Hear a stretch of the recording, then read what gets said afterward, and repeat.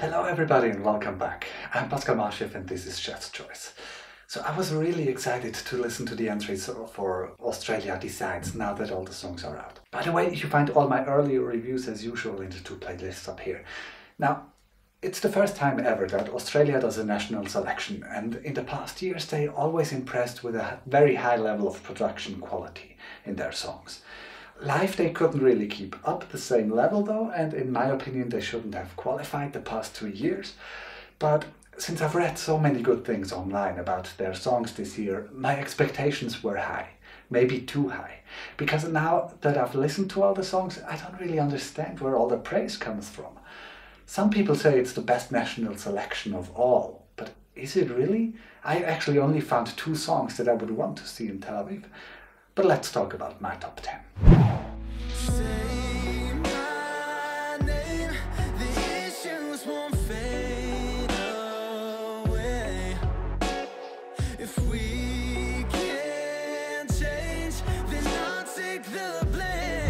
Ten, Aiden Calafiore, Dust.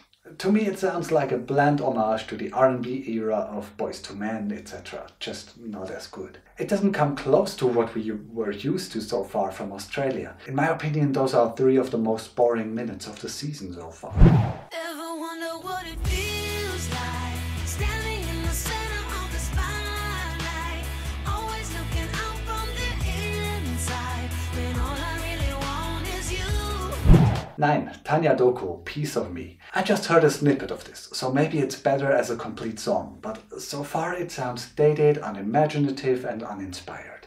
Nothing that reminds me of the quality I'm used to from Australia. Can we go where they're not watching? Can we go where they never know how to find us? Super right. 8. Ella Hooper, Data Dust. From Boyz II Men we go to Shania Twain.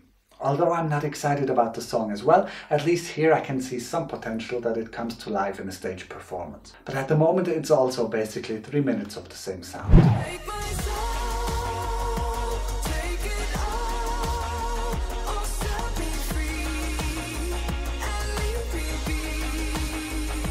7. Leah Nanos, Set Me Free. This sounds the most like what Australia sent the past years so far. I do like the darkish backing track, but overall it still leaves me bored.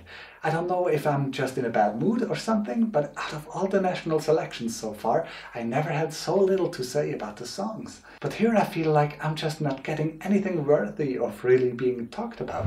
The sun will come up, tomorrow starts again, this is not the end. 6. Mark Vincent, This Is Not the End. What's going on? Is Australia just going through different genres of music and sent the most basic versions of them to their selection? It's not that I hate this song, but it's just an operatic version of a James Bond theme song. Of course, every year we need at least one of those James Bond soundtracks in the contest, otherwise it wouldn't be Eurovision. And so far we haven't found it, so maybe we need this to fill the vacancy. I can't blame nobody else. But did I do this to myself? Hey, yeah, hey, yeah, hey, yeah, hey, yeah. 5. Alfie Arcuri, To Myself. Finally a song that I do like. It's well produced and Alfie's voice is great for it.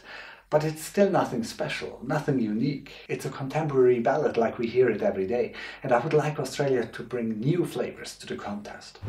So I'm on my way, my darling. I'm on my way, oh, I'm on my way, my darling. I'm on my way. 4. Shepherd, On My Way. I'm running out of words to describe the songs here, because all I can think about for this is basic and ordinary as a replacement of generic that I used so often before. It's a great album song, but the song you sent to Eurovision should be the first single release of an album, and if that's the first single, I wouldn't buy the album. Now I think it is time for us. We're ready to fight for gloves.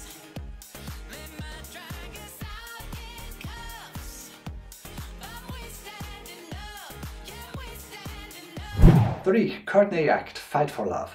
I'm usually not for sending an act to Eurovision just because of entertainment value, but so far this might be the most exciting thing they have.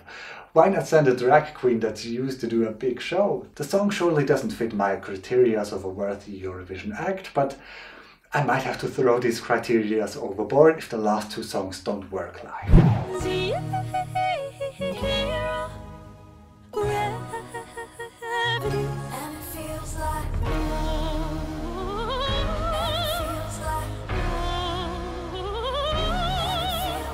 Two, Kate Miller-Heidke, Zero Gravity. This is by far the song that I most like to listen to. It sounds great, it's dynamic and it has variety. My only issue is that it sounds too much like a mixture of any Maria Mena song and La Forza from Estonia last year. It's surely good enough to qualify to the final, and if they get the performance right this time, maybe even get a good place in the end. But because I want something different than last year's songs, I can't make this my number one.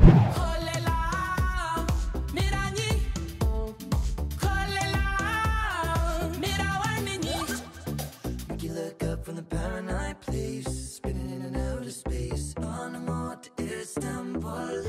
And place number one, Electric Fields 2000 and whatever.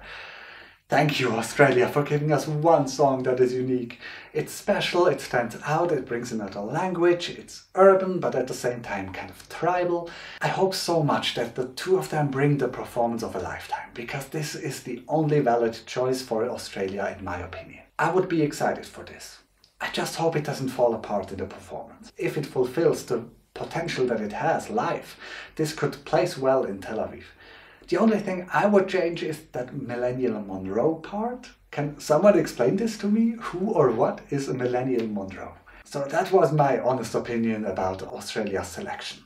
I'm so happy that there were at least one or two songs that I like and that I can be excited about. All the rest just doesn't cut it for me. But what was your reaction when listening to all the songs? Were you as disappointed overall as I was? Tell me in the comments below. For now, thank you so much for watching and I'll see you soon. Bye.